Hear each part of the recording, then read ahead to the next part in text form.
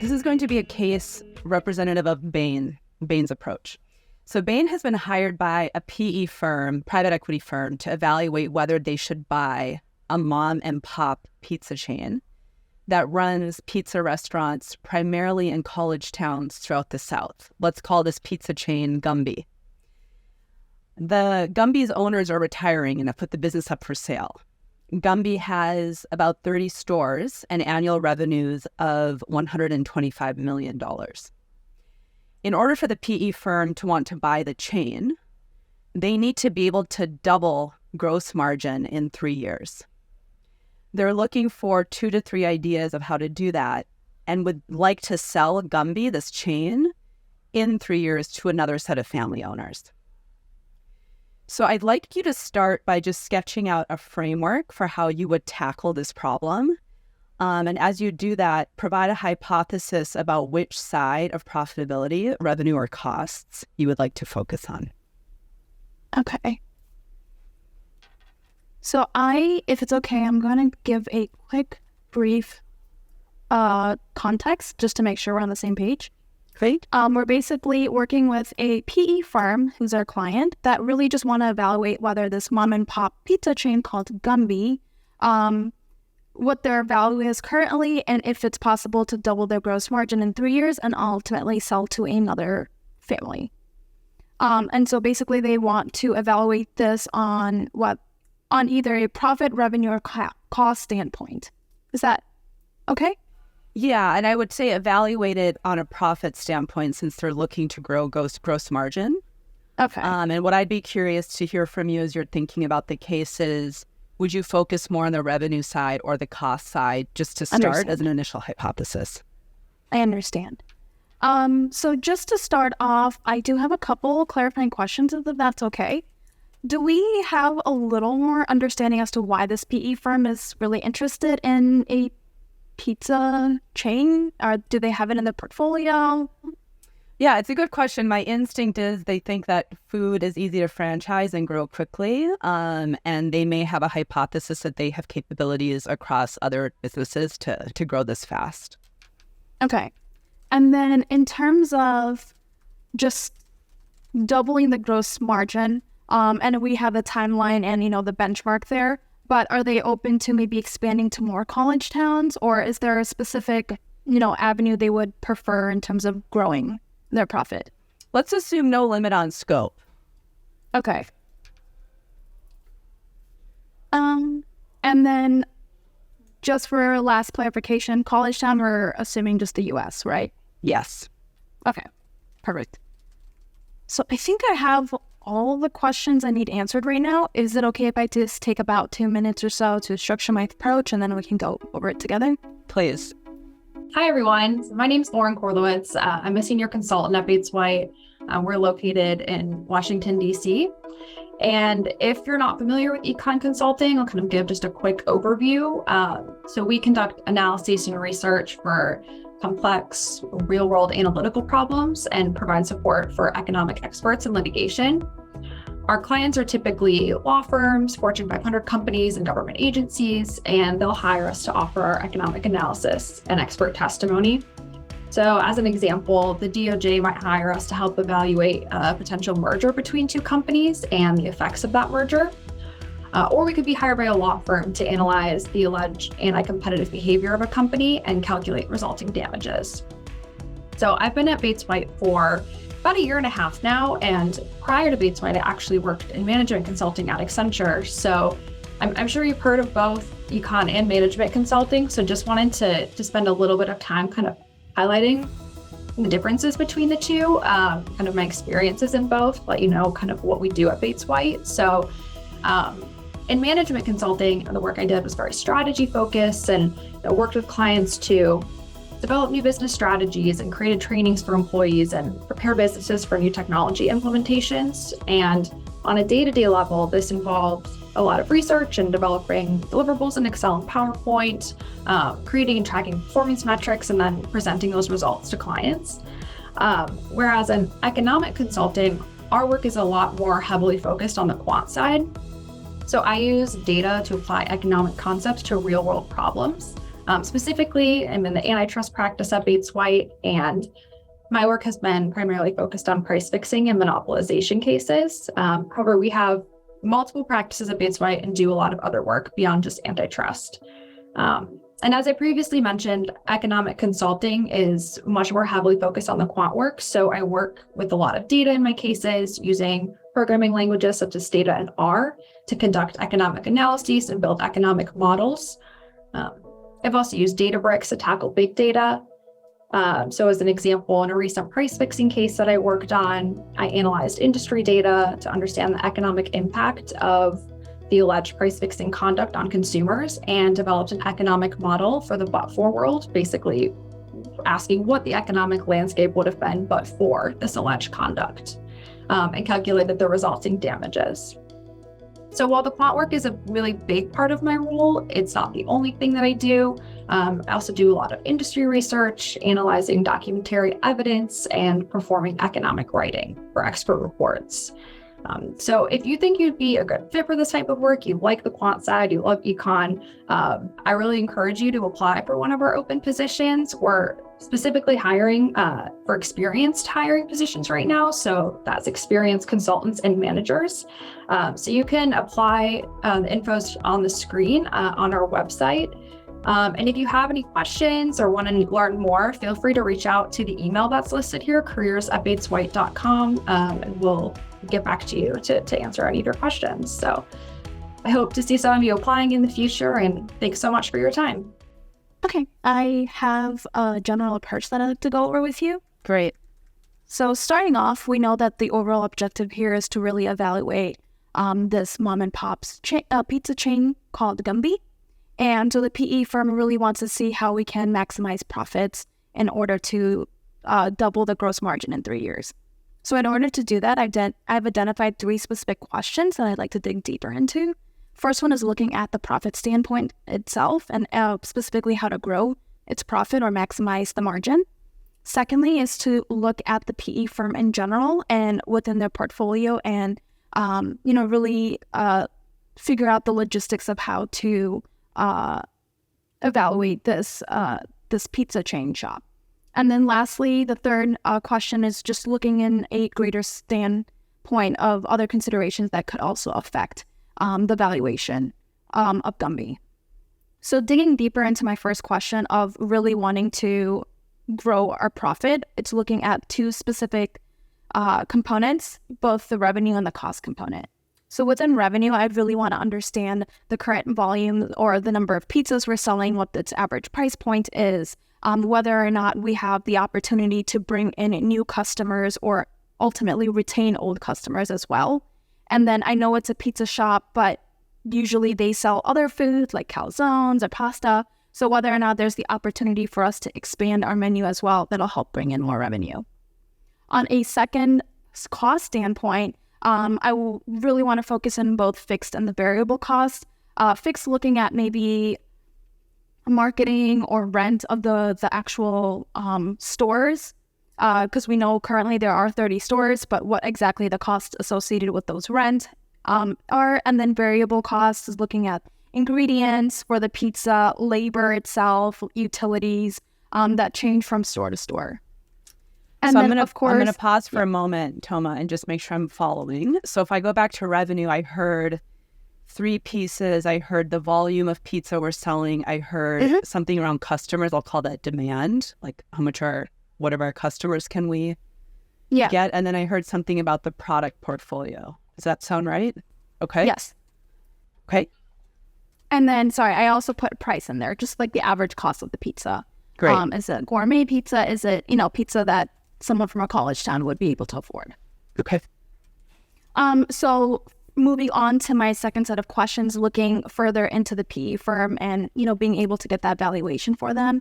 I want to see whether or not there's any potential synergy that we may have if they currently believe that their portfolio,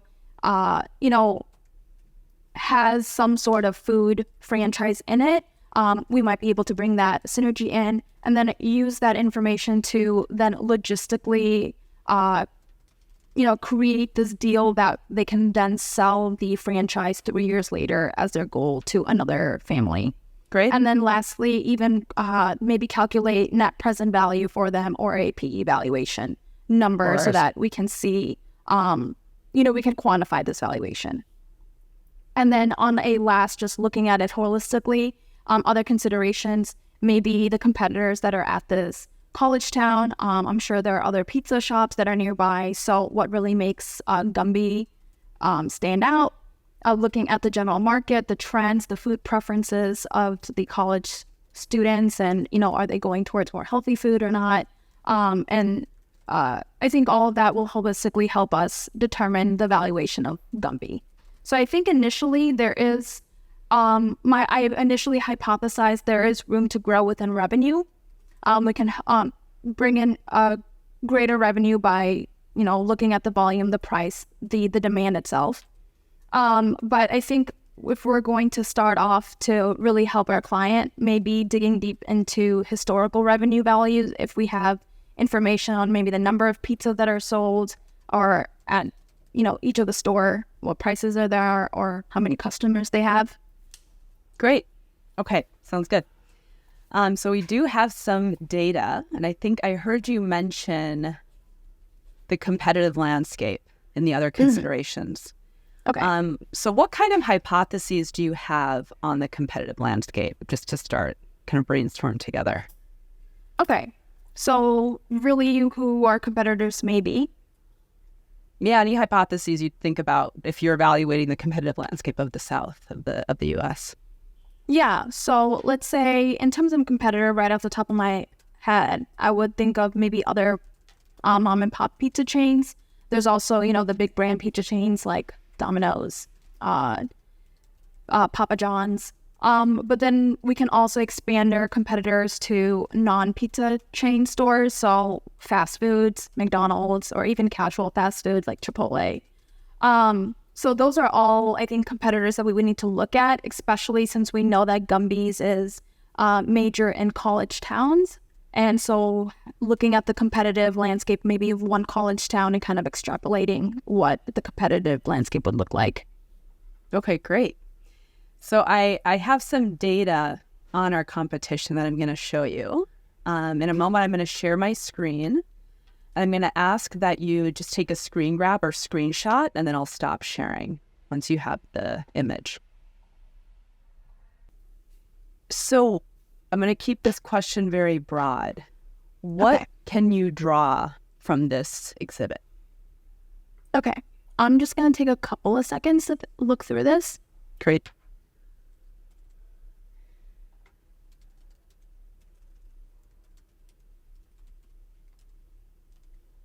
Okay, so here we're basically just looking at the average market share by customer segment, and we're really categorizing between students, faculty, staff, and then town folks in this specific region, and we are just benchmarking Gumby's to other pizza shops like Papa Gino's, Pizza Hut, Domino's, as I mentioned previously. Yep. So just main takeaways here is that within the student demographic, we see that Gumby's definitely lead the market share at, I want to say that's 60% compared to its competitors. However, as we go towards adults, older people outside of college, so faculty and town folks, it does seem like Gumby's lose its attraction, whereas some of the other competitors like Pizza Hut or Domino's tends to take the lead. So what I can potentially do here is we see that students contribute to, students in general equal up to 15 million. I want to say that's population, right? So 15 million students. So it seems like the market share, is 15 million. So if we're saying that about 60% of them are choosing Gumby's compared to 20% faculty and maybe 10% or 5% of town folks. Yeah, and just to clarify, the 15 million, I'm going to have you hypothesize, is that population, or what is the metric on that? 15 million. The 15 and the 6 and the 9. What does that represent? Yeah, I initially thought it was price point, or just, monetary value. What do you mean by monetary value? Like the market share itself is $15 million Okay. for students, and then $6 million for faculty and $9 million for town folks. Okay. But I'm also leaning towards that it might be the population. So we have 15 million students versus 6 million faculty and 9 million town folks. Okay. If that's I'm gonna say that your first instinct was right, since market share represents a revenue figure. It represents a dollar figure. Okay, great. So in this case, we do see that students have the higher. So the student segment has the highest revenue at 15 million compared to 6 and 9 for faculty and town folks. And then within that segment, we see that Gumby's definitely takes the lead compared to its competitors. So if we want to take the next steps, if we can maybe dig deeper into student segment, since that seems to be the most popular segment for Gumby's, and then either benchmark why they choose Gumby's over their competitors, if we want to get a survey, or we can dig deeper into the financial aspect and maybe see specifically how much Gumby's is selling to students. Okay. What other data might you want to know to figure out where to play for Gumby? Let's see. Some other potential data I think we might. So I already mentioned, specific revenue that Gumby's may be receiving from students alone, but some other metrics might be if we have a little more information on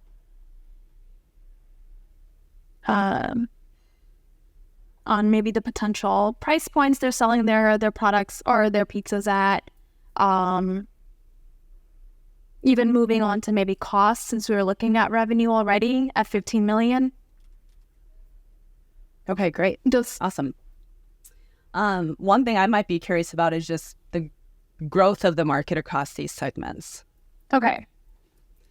So I'm going to show you one more graph, Mm-hmm. and I'm going to have you do a similar exercise, both in terms of doing the screen grab and also sharing with me any hypotheses that you can draw. Okay. So I see this second exhibit. I'm also going to just take a couple seconds to look through this. Beautiful.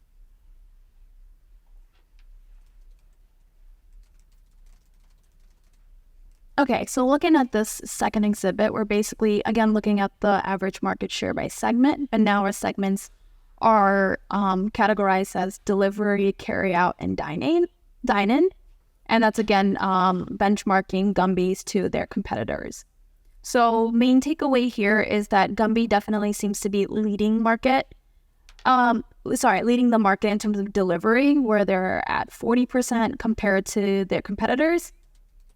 However, it does seem like in dine-in category, they are slacking. So some potential things that we can look at is whether or not we can expand their dine-in capabilities so that we can raise revenues there, or we can continue to focus on delivery since they are leading in that category, so that we can gain the market share for even further than that 40%. Great. Anything else that you'd want to take away from this?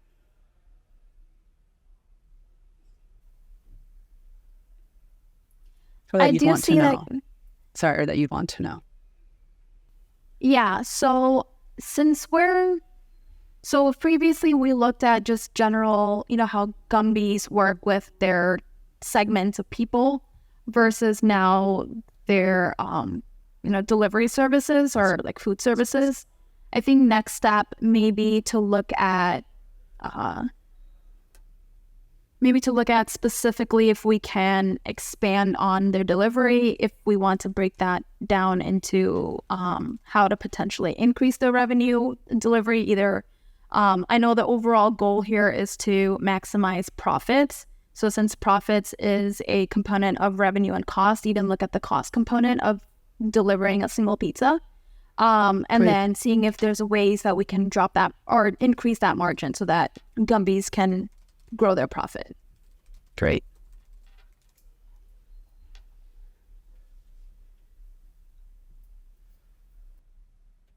So I'm going to take a bit of a step back with this question. So we've looked at the market share by customer segment, and we looked at market share by, I'll call it like modality of service, delivery, dine and carry out. What other information would you like to see to make a more refined decision on how to grow margin for this business?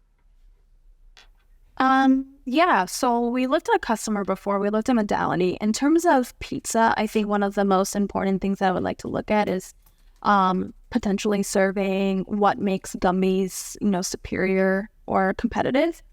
So that could be either like a taste a survey looking at, their taste compared to other pizzas. It can also be what their product mix is, what I mentioned before. If they have, a wide range of menu where we can then expand on and, potentially bring in new customers. Even looking deeper into their, business model. So I know they have like the delivery, carry out, dine in, but is there a potential way that we can bring in maybe loyalty or increase loyalty, and that would eventually bring in more profits or revenue? So I think next steps, if we have information maybe on Gumby specifically and maybe customer surveys that we can take that can really hit home how Gumby's could be more popular than its competitors. Yeah. And then that can just be something that we can use to help grow revenue. Cool. Well, unfortunately, we don't have customer, I'll call it satisfaction data. What we do have some information on margin for the modalities. And earlier I heard you mention that you'd like to see like what it costs to just deliver a pizza, right? Ultimately, what is the margin on these things we care about? Because in this business, we ultimately care about margin.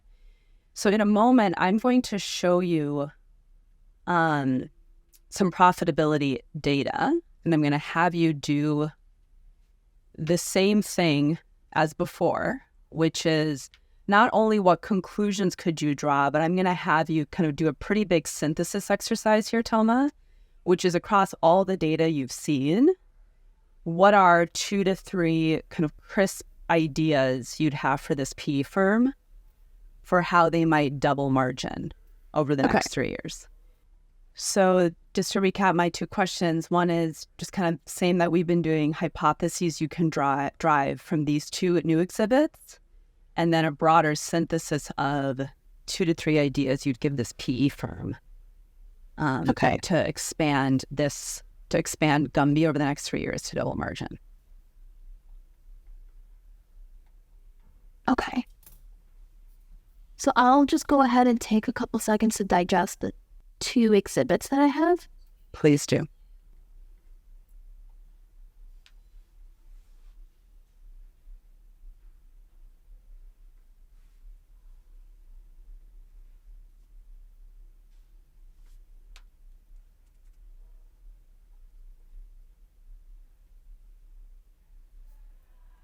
Okay, so looking at Exhibit 3, now we're just hitting home the revenue by customer segment and product. So basically looking at students, faculty, staff, and town folks, but specifically their preference or what their revenue is going towards, either pizza, sandwiches, and drinks or others. So just looking at this specific exhibit, main takeaway is that within student to customer segment, the most popular, I guess, product sold by Gumby's is pizza, really, which is as expected.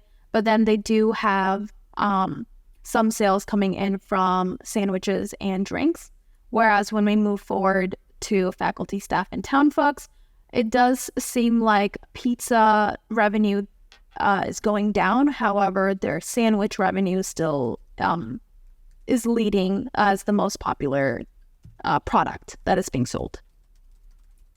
And then comparing that to the second exhibit, where we're now looking at profitability by products. And again, it's just looking at the margins between pizza, sandwiches, drinks, and others.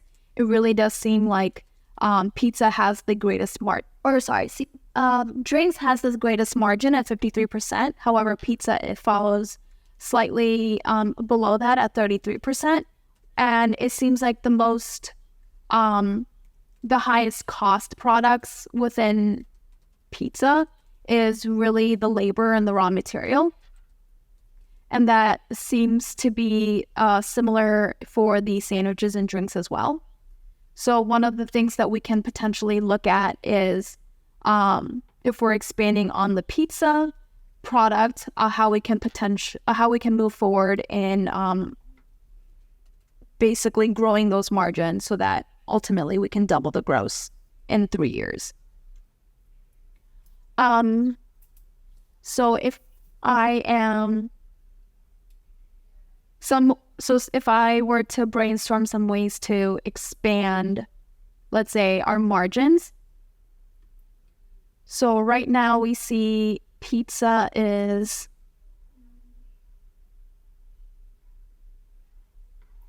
so it seems like pizza itself is costing, would that be $5? Or sorry, labor within pizza is costing $5, where a raw material is costing $10, if I'm looking at that properly. Yeah, we can. I hear you on why you're trying to, it makes sense why you're trying to figure out the units here on the left-hand side of this chart. I'm going to ask you to ignore that and just focus on margins. Okay. All right. So we're looking at that margin. We see that pizza is at 33%, where drinks at the highest margin is at 53%. So what we can potentially do is look at ways to increase the margins for pizza to similarly how we have for sandwiches and drinks. Okay. And one of the potential ways to do that is since we see that raw material and labor is contributing to the cost most. One way to look at that is either we decrease labor or decrease the cost that's going towards labor. And then also if there's potential ways to decrease the cost of raw material as well. Okay. So that I'm hearing as one very feasible idea over the next 3 years to increase margin. Yeah. So to increase overall margins, I would say that two things that we can potentially do is decrease the cost going towards labor and decrease the cost going towards raw material. Okay. Another way to go about this, we do see that since drinks have the highest margin at 53%, maybe potentially sell more drinks. Since we see more margins there, we can potentially sell at higher volumes or maybe sell at a higher price where we can increase our profits and increase our profits and then ultimately help grow or double that gross margin goal that we have for 3 years. Okay, great. Anything else? Any other ideas you'd want to offer? Yeah.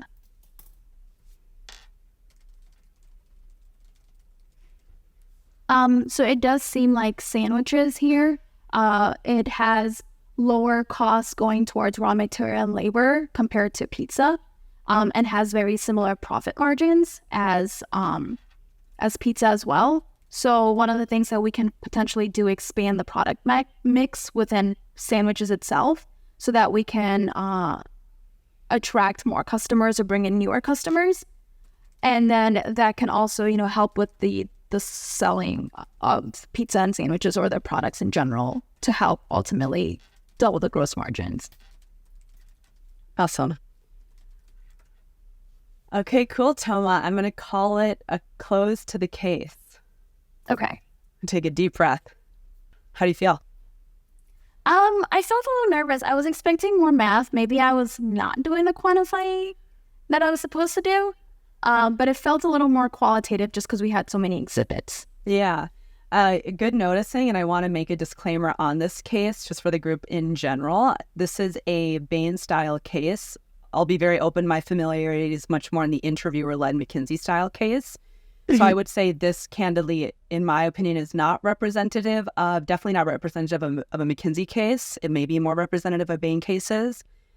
In every case, you will have a direct computational math question. You're right, Toma, that you didn't have one here. This was very exhibit heavy. In a typical case, I would expect question 1 is your structure question. Question 2 is maybe looking at data, but then doing a straight math calculation. Yeah. Question 3 will be like a data graph that has you draw some hypotheses. And then question 4 will be like a synthesis question to bring the case together. Okay. So, good observation. Anything you'd want to share before we do a little bit of reflection together? No, I'd really just love to hear your thoughts, actually. I was not really sure how to drive forward the case. I think that's what I struggled a little bit because I was getting the exhibits and it's just like where I'm going, trying to relate what I'm seeing at the exhibit in the market standpoint and then translating that over to financial. Yeah, so what you're noting is both the beauty and challenge of an interviewee-led case. So BCG and Bain tend to be more interviewee-led. McKinsey is more interviewer-led, and I'm saying this for not just your benefit, but hopefully for the benefit of the folks on the call. In a case like this where it's interviewee-led, my guidance is at the end of every question, and this is where synthesis skill becomes really important, you almost want to have your 1 to 2 sentences that synthesize the what you've taken or what you've learned from that question, and almost have a sentence to say, and to this point in the case, we talked about the 3 areas we would look at to evaluate how to grow Gumby. And what we've learned thus far is the following, because then you're actually driving the case forward and frankly allowing yourself to keep, I'll call it like the running party line of all the information that you're gathering. Because to your point, you're getting a lot of disparate data one by one, and it's hard to remember, what am I doing with all of this as I go along? Yeah. Versus in an interviewer-led, it'll be just much more I'll pull you along in a way that I didn't pull you along here.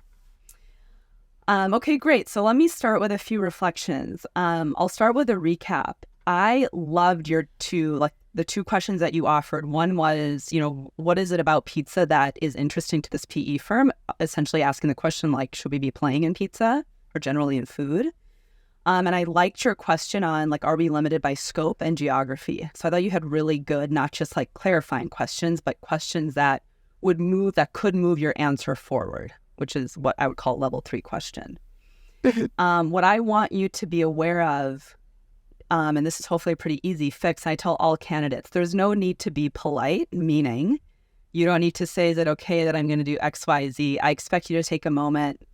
I expect all that, and I want to say time is your friend and your enemy in an interview. So the more that you can keep your language tight, the better. And so even simply saying statements, and I actually encourage candidates. I'm going to put these in the chat. I encourage candidates to have their go-to phrases that they just anchor on that they're going to say, whether it's I'm going to recap what I heard, or I'm going to take a few moments and come back to you. And that's all you need to say. So it would be my only feedback on the recap. If it's okay with you, Toma, I'm actually going to jump to the exhibits first for feedback and then come back to structure, just because it's such an exhibit-heavy question.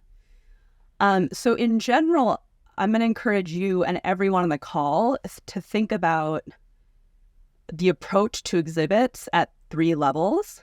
So one thing you did, Toma, that I really appreciated that I want everyone to do is take your 30 seconds to absorb the data and then do what you did, which is play back, literally just play back what the data graph is. So what this data is showing is market share, and I can even share my screen while I'm saying this, market share by, what this data is showing is essentially the revenues that we're making by the customer segments that we have across, 4 products: pizza, sandwiches, drinks, other. So just saying out loud what the data show without any insights, any hypotheses. That's level 1. Level 2 is drawing some takeaways like you did from the graph. So if this is what the graph is showing, we see that pizza, students by far are buying pizza. They have a few drinks to accompany. They maybe buy some sandwiches. What we see is like for town folk, they're kind of a split between pizza and sandwiches, and faculty and staff is the same. So no surprise, younger people want pizza, older people want sandwiches and pizza. That's like a level 2, which is just kind of I'll call it interpretation of the data. The level 3 is the distinguishing factor, right, for any candidate, which is what are hypotheses then, or like why does this matter for our client? And this is where making connections, not just within a data graph, but across data graphs becomes important. So as an example in this case, and I'm not going to share the screen across the different exhibits because that might get just a bit jarring for folks on the call. A couple of insights along the graphs were just for Gumby, knowing that we primarily serve students really well and that students are the majority of the market. And that margin, like I think one of the other insights or just ahas was margin on drinks is high, great, but ultimately pizza's really where we really want to play. So I loved that you said, how can we basically get more margin out of pizza? What I want, I don't want to kind of prescribe a hypothesis that would have connected the few graphs, but one thing that just came to me when I was thinking about the graphs is essentially, how do we as Gumby double down on pizza, knowing that that's what we do really well and that our primary segment, students, is mostly eating pizza. Oh, and by the way, we also do delivery well. And so I can make an assumption that delivery and carry out probably have higher margins than sitting in, just because I don't need a lot of overhead to do delivery and carry out. And if I'm mostly serving students, they're not interested like an older couple is sitting in my restaurant. So essentially, if I'm a PE firm wanting to just like, pardon my capitalistic language of saying exploit profit, I essentially want to make pizza really cheap and get as much volume out as I can, which is essentially carry out or delivery. And I probably want to up my carry out because my margin is likely going to be higher there. And I think that's one thing I was hoping for earlier in the case, which is you wanting margin data much earlier. Because what was missing across all the exhibits until the end was any sort of cost view on any of this information. It was all top line. Let me pause there on exhibits for any questions from you, and then I'll jump to the structure, and then we'll open it up for Q&A. No, I think it makes sense. I think I got bogged down by the different exhibits, and I need to get in habit of talking, but I should also be writing some of my key takeaways. And I think when we were going over it, I remembered, I forgot about delivery, which I realized I didn't even mention at the end. Yeah, no, I understand that. And I want to just honor the fact that looking at a lot of data like this is very fatiguing and just not that typical. So to the extent that, and this is more of a note-taking strategy, I'll say, to the extent that you can ensure that you have one piece of paper for each question and almost get in the habit of like a takeaway box at the bottom right of your piece of paper, so that when you're looking at the case holistically, you've already done a bit of the synthesis for yourself. And as you're recapping what you've learned and then trying to draw that into like holistic insights at the end of the case, that'll just make your job easier. Okay. One shout out I want to give you on, I know I'm jumping around on the questions because there was just a lot of kind of creative and exhibit questions. I liked your, just kind of the bigger ideas for data that you would want to see in general before we got to margins. So what makes Gumby superior for students? Like what are we doing well that we want to make sure we keep doing well and maybe exploit for other populations? What is the product mix and how can we expand this? That was a great question before you actually got some data on the product mix and margin. And then the business model, right? So what can we do to actually just get more money per customer, not necessarily per product, but actually per customer. So I liked that. Okay, so let's jump back to structure. A few things I'll say before I comment on your specific structure, and I'm conscious of our time, and so what I might do actually, Toma, is give my view on what how to think about structure in general, not just Gumby specific. And then we can talk about some of your structure pieces if that's fine. So Yeah. I'll say in general, we all know MISI is a bare minimum requirement for your structure. I like to think of structure at 3 levels: level 1, level 2, and level 3. So in your example, I like that you framed, there's a few questions I want to analyze. I'm going to call those your level 1s. So what is the profitability of Gumby generally? Your second level 1 was the PE firm and like its portfolio. And your third level 1 was other considerations to do a proper evaluation of Gumby. That's level 1. Within level 1, there's going to be what I'll call level 2s. And I encourage everyone to think about a level 2 as like a research or analysis question. And the reason that I encourage that is it will require you to actually think about what's the data that I need to ultimately care about what I care about in level 1. So you said your first level 2 was revenue. So at that point, the research question is essentially what is the volume of pizza that I'm selling and at what price point? What does the customer demand look like today and what is the growth of that? I think I heard you say. And then finally, what is a product portfolio? That was my, I think, articulation, Toma, of what you said. When you did speak it, you kind of spoke it as one big sentence. The more that you can like signpost for your interviewer within revenue, here are the 3 questions I care about, boom, boom, and boom, the better. So that's level 2. I'm kind of mixing up level 2 and level 3 here. Level 3 for me is, again, this is what distinguishes a candidate, like a superstar candidate from a good candidate, is the more specific and like offering hypotheses you can, even within specific parts of your tree. So as an example, I like under your PE firm portfolio bucket, you talked about like what other synergies do we have? So for me, an explicit example of that would say, if we as a PE firm do we have experience just doing franchise or growing businesses in general, and more specifically, fast food type businesses where we know how to leverage talent really quickly. We know how to get the cheapest but high quality ingredients. We know how to optimize like capacity on the supply chain. Like giving really specific examples like that with regard to synergy would be what a level 3 examples are for something that's just called synergies. So level 1 is the bucket, level 2 is a research question, and then level 3 are specific examples relative to the client context. And Toma, I'm conscious I threw a lot of information at you, so thank you for bearing with that. Hopefully it was useful. No. Thank you so much. Yeah, of course. I think that's what happens when you get through a case. You start losing a little bit of the structure if you're like, especially if you're bogged down by exhibits or like what you need to say next. And I think that's just something that I need to keep in the back of my mind. Like take time, take a breather, and then just kind of structure what I'm going to say. Yes, always. Everyone has the right to time. I want to remind everyone that on the call. You always have a right to ask for 30 seconds.